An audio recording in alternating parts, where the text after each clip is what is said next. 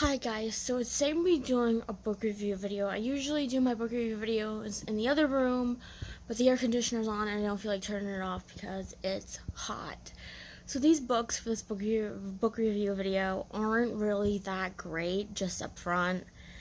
It was just a mixture of, I either didn't like the story or it was just boring.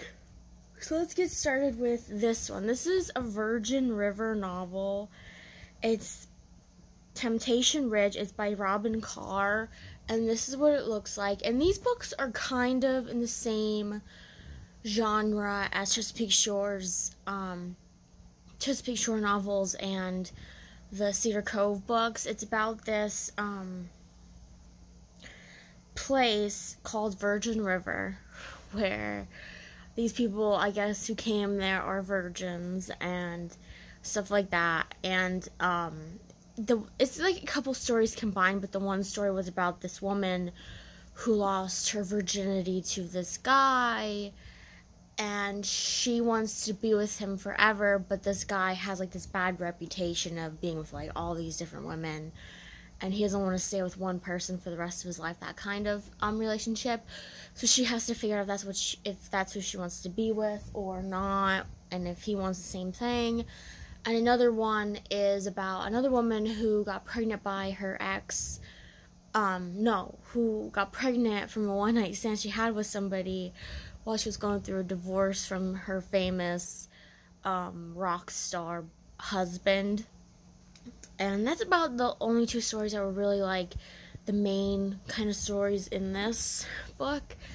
And I just didn't like it. I mean, it was just like, because it was virgins, I guess, so it's like there was a lot of like sex in it and stuff. It was, I really just didn't get into this book. And usually it's like if I read one that's not the first in the series, it doesn't really matter. And I feel like it doesn't really matter with this book. But anyway, I just really didn't like it. This book I really didn't like. I thought I would like it because this book I got at a thrift store. And I thought I would really like this book because I love sheep. Sheep are like my favorite animals. And this is a sheep detective story. It's the first one in the series. And it's called 3 Bags Full. It's by Leonie Suann. Yeah, Leonie Suann. This is what it looks like. And it's about a flock or a herd of sheep who their shepherd died mysteriously. They don't know, and they're the ones that solve the mystery of who did it. And the reason why I don't like it is because the chapters are really long in it, and there was a lot of pages where there was no dialogue. Like, it was just detailed descriptions of things because the sheep talked to each other. They could talk to each other, but they couldn't obviously talk to the people. They'd only hear the sheep noises. So it was either you had a whole chapter where it was them talking, a little bit of them talking, and the rest was the sheep, or the rest was empty space, like it was just detailed information, or it was a section where the humans would talk, and then it was a huge, like, it was the same thing. And it really wasn't that great. Like, I thought I would like it, but I just couldn't get into it. I just couldn't do it. I just couldn't get into it. This one was actually a pretty good book. It wasn't that bad. It's called Royal Flush. It's a royal spineless mystery. It's by Rhys Bowen. I don't know if that's how you say this person's first name. I don't know. This is what it looks like. And this woman, her name is Georgina.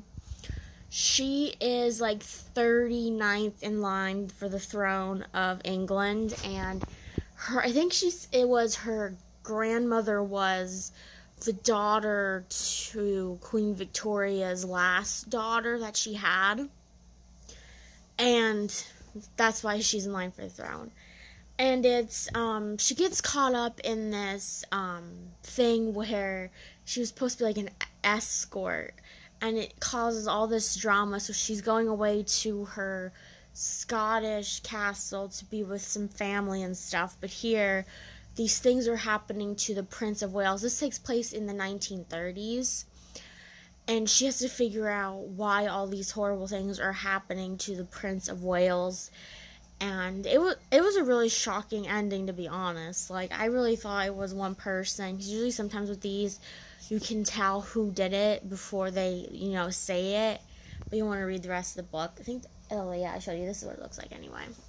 This one was good too, but it took forever and ever and ever to get to the point of this book, to who did it. It was another mystery. And this is The House of Seven Mabels. It's a Jane Jeffrey mystery. It's by Jill Churchill. This is what it looks like. And I don't know why they all have cats on the covers, because she has a cat, but I don't know. So this is about her, Jane and her friend are helping this person renovate their house. And they're feminists, so they only want female workers to work on their house. And this one woman died, and obviously they're going to try and figure out who it was and why.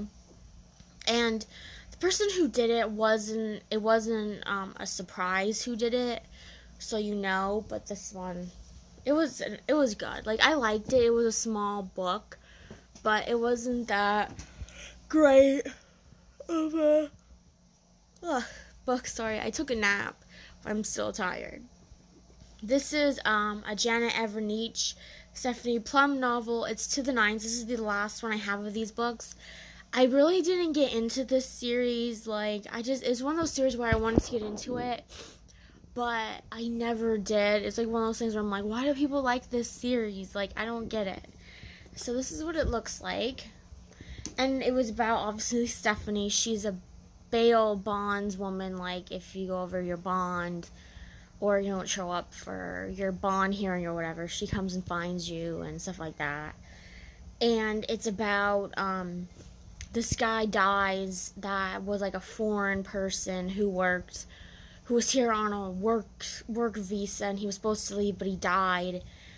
And she has to figure out what happens to him, and she ends up in Vegas, where she's playing this, like, she finds out this guy was in this kind of killing game or something, where there was a game master or something like that, and the other people were his henchmen or something like that.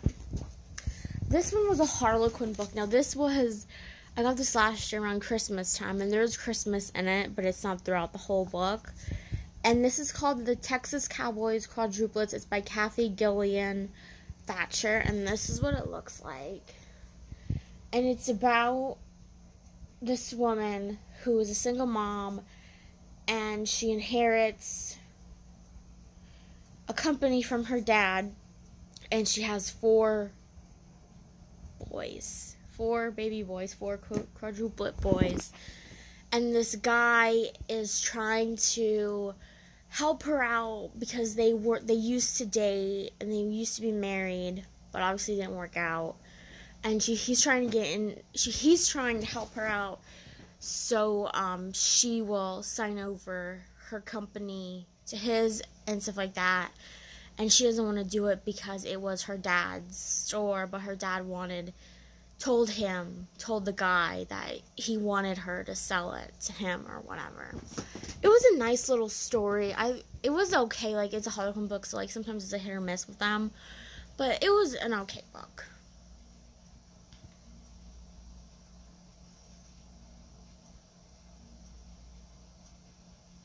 Okay, so this is the last one I have. It's called Sleeping Murder. It's by Agatha Christie. This is what it looks like.